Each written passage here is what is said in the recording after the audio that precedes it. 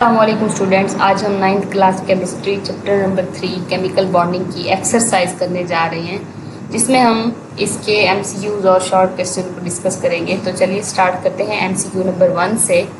When molten copper and molten zinc are mix together, वो कह रहा है कि जब मोल्टन मेटल जो है यानी कि जिंक और कॉपर को जब मिक्सअप किया जाता है, they give rise to a new substance called brass. इन दोनों के मिक्सअप से एक नया सब्सटेंस बनता है जिसका नाम क्या है, brace. Predict what type of bond is formed between copper and zinc. वो कह रहा है कि इन दोनों के मिक्सअप से इन जिंक और कॉपर के इनके दरमियान कौन सा बॉन्ड बनता है। Covalent bond, coordinate covalent bond, metallic bond या फिर कोवलेंट आयनिक बॉन्ड। तो इसका ऑप्शन है मेटेलिक बॉन्ड, क्योंकि दोनों ही क्या है, मेटल्स हैं और मेटल्स के दरमियान जो बॉन्ड बनता है वो क्या है, मेटेलिक बॉन्ड बनता है। Which element is capable of forming are 3 types of the bonds, covalent, coordinate, covalent and ionic. करेंगे कौन सा ऐसा एलिमेंट है जिसके अंदर ये तीनों बॉन्ड बनाने की कैपेबिलिटी मौजूद है। तो वो कार्बन एलिमेंट ऐसा एलिमेंट है जिसके अंदर ये सारे के सारे जो बॉन्ड्स हैं बनाने की सलाहियत मौजूद है। जब ये डायमंड के अंदर जो कार्बन एटम्स होते हैं ये सारे आपस में कोवलेंट बॉन्ड बनाते हैं। कार्बन मोनोऑक्साइड जो एक गैस है, जब वो बॉन्ड बनता है तो उसके अंदर कार्बन जो है कोऑर्डिनेट कोवलेंट बॉन्ड बनाता है। और कुछ ऐसे इसके कंपाउंड्स भी हैं जो कि रेयर हैं, लेकिन उसके अंदर जो कार्बन है वो आयनिक बॉन्ड बनाता है। बाकी ऐसा कोई एलिमेंट नहीं है जो कि ये सारे के सारे कंपाउंड्स जो है ना, ये बॉन्ड्स जो हैं वो बना सके। कार्बन ही ऐसा एलिमेंट है जिसके अंदर सारे बॉन्ड्स बनाने की एबिलिटी मौजूद है। Why is H2O a liquid while H2S is a gas. इसका एक जो है ना, एक कॉमन इसकी ये क्या कहेंगे, इसको रूल है या फिर इस तरीके से कि जो कंपाउंड्स होते हैं पीरियडिक टेबल के अंदर जो ऊपर एग्जिस्ट करते हैं, यानी कि फर्स्ट सेकंड पीरियड के अंदर या फिर फर्स्ट पीरियड के अंदर ऊपर से नीचे की तरफ जो कंपाउंड्स बनते हैं उनकी जो फिजिकल स्टेट होती है, जो लाइटर होते हैं ऊपर वाले जो होते हैं वो मेनली गैस में, और जो नीचे की तरफ जैसे जैसे कंपाउंड्स बनते जाते हैं वो लिक्विड में, देन फिर कोई सॉलिड के अंदर या फिर लिक्विड के अंदर ही एग्जिस्ट करते हैं। यानी कि जो ऊपर वाले कंपाउंड्स होते हैं वो ज़्यादातर गैसियस स्टेट में, और जो नीचे की तरफ होते हैं वो लिक्विड स्टेट के अंदर एग्जिस्ट करते हैं। लेकिन जो H2O के अंदर जो ऑक्सीजन है वो पहले जो पीरियड के अंदर आता है, दूसरे पीरियड के अंदर, और जो सल्फर है वो तीसरे पीरियड के अंदर आता है। इस तरीके से वो होना तो यूँ चाहिए था कि H2O को गैस हो और H2S क्या हो, लिक्विड हो। लेकिन वो कह रहा है कि H2O लिक्विड है और H2S जो है वो गैस है। ये क्या इसका वो लॉजिक इसकी क्या है। तो H2O के अंदर हमने पहले भी देखा जब हम इसकी इंटरमोलिकुलर फोर्सेस को पढ़ रहे थे कि H2O के अंदर स्ट्रॉन्ग हाइड्रोजन बॉन्डिंग्स पाई जाती हैं। ये जो इंटरमोलिकुलर फोर्सेस होती हैं ये इतनी स्ट्रॉन्ग होती हैं कि ये जो एलिमेंट होते हैं, इनके मॉलिक्यूल्स होते हैं वाटर के, वो आपस में एक दूसरे के करीब आ जाते हैं और ये लिक्विड स्टेट के अंदर एग्जिस्ट करता है। और इसके हाई बॉइलिंग पॉइंट होने की वजह भी यही इसकी इंटरमोलिकुलर फोर्सेस यानी कि हाइड्रोजन बॉन्डिंग ही थी। तो इसकी वजह क्या होगी कि वाटर पोलर कंपाउंड है and there exist strong forces of attraction between its molecules. इसके मॉलिक्यूल्स के दरमियान स्ट्रॉन्ग इंटरमोलिकुलर फोर्सेस पाई जाती हैं जो कि इसको लिक्विड स्टेट में तब्दील कर देती हैं। Which one of the following bond is expected to be weakest. वो कह रहे हैं इनमें से कौन सा बॉन्ड ऐसा है जो सबसे वीक हो। तो वो है फ्लोरीन फ्लोरीन बॉन्ड। अब इसकी रीज़न क्या है कि फ्लोरीन के जो एलिमेंट्स होते हैं इनके आउटर मोस्ट शेल के अंदर 7 इलेक्ट्रॉन्स पाए जाते हैं। यानी कि 7 इलेक्ट्रॉन दोनों के अंदर जब पाए जाते हैं तो इनको हम कहते हैं लॉन पेयर्स की फॉर्म में एग्जिस्ट कर रहे हैं ना। तो ये लॉन पेयर्स ऑफ इलेक्ट्रॉन्स हैं। जब इन ये जो लॉन पेयर्स हैं ये आपस में एक दूसरे के करीब आते हैं तो इनके दरमियान जो रिपल्शन होती है वो बहुत ज़्यादा हो जाती है। इस रिपल्शन की वजह से ये जो बॉन्ड होता है ये वीक हो जाता है। तो इसकी वीकेस्ट होने की वजह क्या है कि इनके जो लॉन पेयर ऑफ इलेक्ट्रॉन है इनके आउटर मोस्ट शेल के अंदर ये इस बॉन्ड को क्या बना देते हैं, वीक बॉन्ड बना देते हैं। जो बाकी हमारे पास ये बॉन्ड्स दिए गए हैं ये इनके पास भी लोन पेयर होते हैं, इसके पास भी होता है, इसके पास भी होता है, लेकिन इतने ज़्यादा नहीं होते जितना के फ्लोरीन के पास होते हैं। और क्लोरीन के पास भी होते हैं लेकिन उनका साइज बड़ा हो जाता है। तो इस तरीके से सबसे वीक जो बॉन्ड होगा वो फ्लोरीन के अंदर होगा। Which form of the carbon is used as lubricant, lubricant के तौर पर कौन सी कार्बन की फॉर्म को यूज़ किया जाता है? ये हमने चैप्टर के अंदर भी पढ़ा था कि ग्रेफाइट को है ना इंडस्ट्रीज़ के अंदर एज ए लुब्रिकेंट यूज़ किया जाता है ग्रेफाइट। इसकी वजह क्या थी कि इसकी जो लेयर्स होती हैं वो आपस में एक दूसरे के ऊपर स्लाइड ओवर करती रहती हैं, स्ट्रॉन्गली बॉन्डेड नहीं होती। इनकी स्लाइडिंग की वजह से इनको एक ग्रीजी टच जो मिलता है और ये ग्रीस की तरह एक लुब्रिकेशन के तौर पर यूज़ किए जाते हैं। तो इसका आंसर क्या है? Graphite. Keeping in view the intermolecular forces of attraction indicate which compound has highest boiling point. वो कह रहा है कि इंटरमोलिकुलर फोर्सेस को दिमाग में रखते हुए आप ये बताओ कि इनमें से सबसे ज़्यादा बॉइलिंग पॉइंट किसका होगा।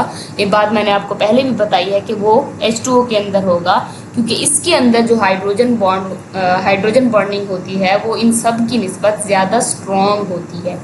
इसके अंदर हाइड्रोजन के दो जो एलिमेंट्स हैं वो इन्वॉल्व होते हैं हाइड्रोजन बॉन्डिंग के अंदर और ऑक्सीजन भी। तो इसके अंदर जो बॉन्डिंग होगी हाइड्रोजन बॉन्डिंग वो स्ट्रॉन्ग होती है और इसी वजह से इसका बॉइलिंग पॉइंट जो होता है वो भी हाई होता है। नेक्स्ट हमारे पास क्या है? Which metal has the lowest melting point. Melting point की बात कर रहा है कि सबसे कम किसका मेल्टिंग पॉइंट होगा। तो ये पीरियोडिक टेबल का एक बेसिक रूल है कि जो मेल्टिंग पॉइंट होते हैं वो ऊपर से नीचे की तरफ डिक्रीज करते चले जाते हैं। अब इसकी रीज़न क्या है कि जैसे जैसे हम फर्स्ट पीरियड से second then third up to so on 7 तक जब हम मूव करते हैं उनके अंदर जो आउटर मोस्ट शेल होते हैं, शेल्स यानी कि न्यूक्लियस के गिर्द जो शेल्स होते हैं उनकी तादाद बढ़ती चली जाती है। यानी कि उनके जो वैलेंस शेल होते हैं वो न्यूक्लियस से दूर मूव करते चले जाते हैं। इस वजह से उनका साइज़ बड़ा होने की वजह से वो जो एलिमेंट यानी कि जो कंपाउंड होते हैं वो उनके दरमियान जो बॉन्डिंग होती है वो क्या हो जाती है? वीक हो जाती है, वो कमज़ोर पड़ जाते हैं। अब उनके दरमियान जो यानी कि अगर मैं इनकी बात करूँ, लिथियम जो है ना फर्स्ट पीरियड का एलिमेंट है, देन सेकंड का सोडियम, ये थर्ड, ये फोर्थ, ये फिर इस तरीके से इसके अंदर सबसे ज़्यादा नंबर ऑफ शेल्स हैं। तो जो रुबीडियम के एलिमेंट होंगे इनके एटम्स के दरमियान न्यूक्लियस और सबके न्यूक्लियस के दरमियान जो गैप होगा वो ज़्यादा होगा, ज़्यादा शेल्स होने की वजह से। इस तरीके से इनके दरमियान जो बॉन्डिंग होगी वो क्या होगी? वीक होगी और उसको तोड़ना भी काफ़ी आसान होगा, यानी कि उनका मेल्टिंग पॉइंट इस तरीके से बहुत कम होगा। तो ये क्या है? पीरियोडिक टेबल का नेचुरल रूल है। Which ionic compound has highest melting point. वो कह रहा है कि इनमें से सबसे ज़्यादा मेल्टिंग पॉइंट किसका है? ये भी उसकी जो है ना बॉन्डिंग के ऊपर डिपेंड कर रहा है। NaCl ऐसा बॉन्ड है, आयनिक बॉन्ड, जो कि इन सब में से सबसे ज़्यादा स्ट्रॉन्ग आयनिक बॉन्ड है। प्रोबेबली इसकी 73% जो है ना ये आयनिक इन करैक्टर होता है। तो इस स्ट्रॉन्ग आयनिक बॉन्ड होने की वजह से इनका मेल्टिंग पॉइंट भी इन सब की निस्बत ज़्यादा हाई होता है। Which compound contain both covalent and ionic bond. इनमें से कौन सा ऐसा कंपाउंड है जिसके पास कोवलेंट भी है और आयनिक बॉन्ड भी पाया जाता है? तो NH4Cl ऐसा बॉन्ड है जिसके अंदर जो है ना आयनिक बॉन्ड भी पाए जाते हैं और कोवलेंट बॉन्ड भी। सोडियम और जो ये हमारे पास हाइड्रोजन है इनके दरमियान कोवलेंट बॉन्ड्स पाए जाते हैं और जो क्लोरीन के साथ बॉन्ड बनता है वो आयनिक बॉन्ड होता है। Which among the following has double covalent bond. कह रहा है कि कौन से ऐसा एलिमेंट है, कौन सा ऐसा कंपाउंड है जिसके अंदर covalent bond, double covalent bond पाया जा रहा है। तो इथाइलिन ऐसा जो है ना कंपाउंड है जिसके अंदर डबल कोवलेंट बॉन्ड पाया जाता है। इथेन के अंदर सिंगल कोवलेंट बॉन्ड होते हैं, मीथेन के अंदर भी इथाइलिन ही ऐसा है जिसके अंदर क्या होता है? डबल कोवलेंट बॉन्ड होता है।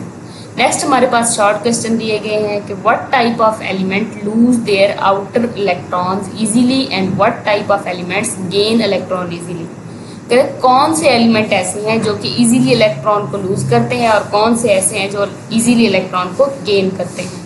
तो इसका एक सिंपलेस्ट आंसर है कि जो मेटल्स होती हैं वो आसानी के साथ जो इलेक्ट्रॉन होते हैं उसको लूज कर देते हैं, और जो नॉन मेटल्स होते हैं वो इजीली इलेक्ट्रॉन गेन कर देते हैं। तो इसका आंसर कुछ यूँ बनेगा कि metals have tendency to lose electron easily and form positive ions called cations and they are electropositive in nature, और ये इलेक्ट्रोपॉजिटिव भी होते हैं।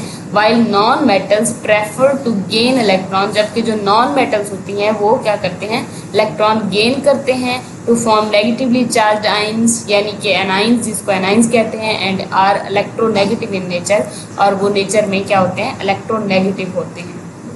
क्वेश्चन नंबर 2 है हमारे पास, why do lower molecular mass covalent compound exist as gases are low boiling liquids.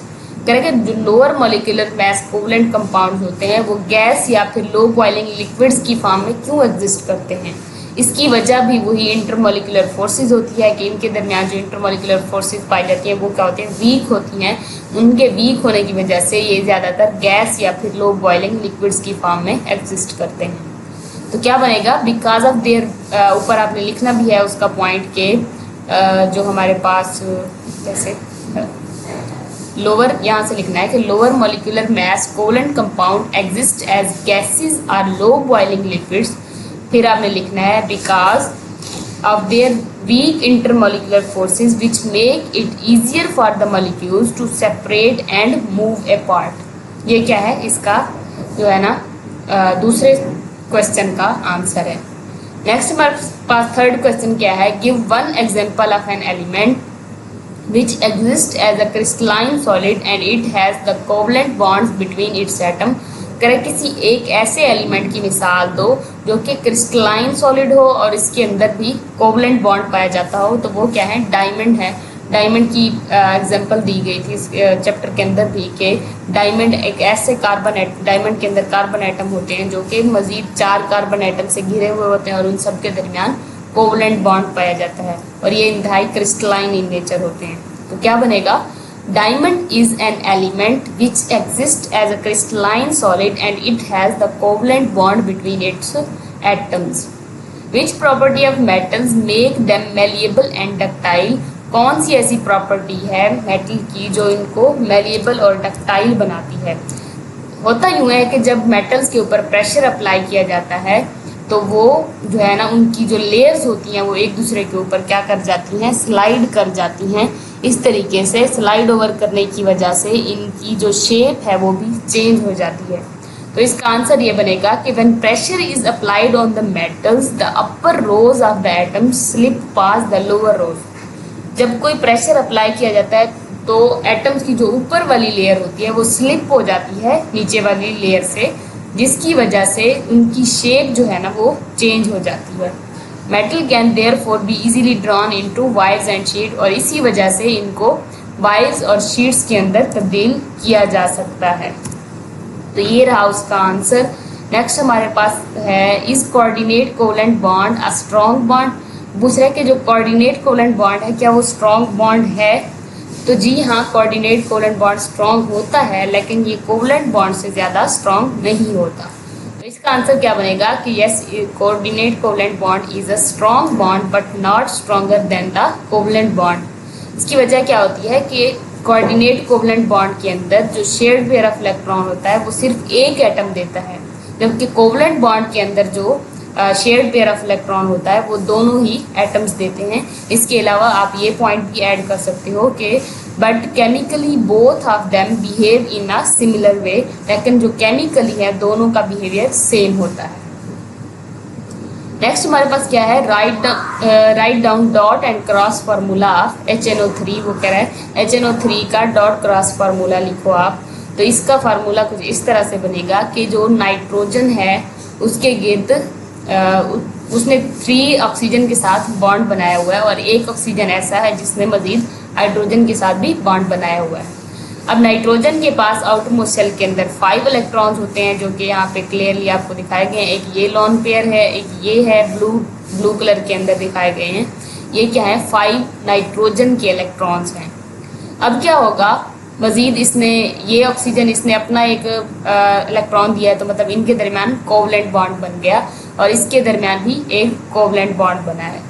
मजीद जो यहाँ पर है ये कोऑर्डिनेट कोवलेंट बॉन्ड है जो कि थर्ड ऑक्सीजन के साथ बनाया गया है और इसमें से एक ऑक्सीजन ने मजीद एक हाइड्रोजन के साथ कोवलेंट बॉन्ड बनाया हुआ है।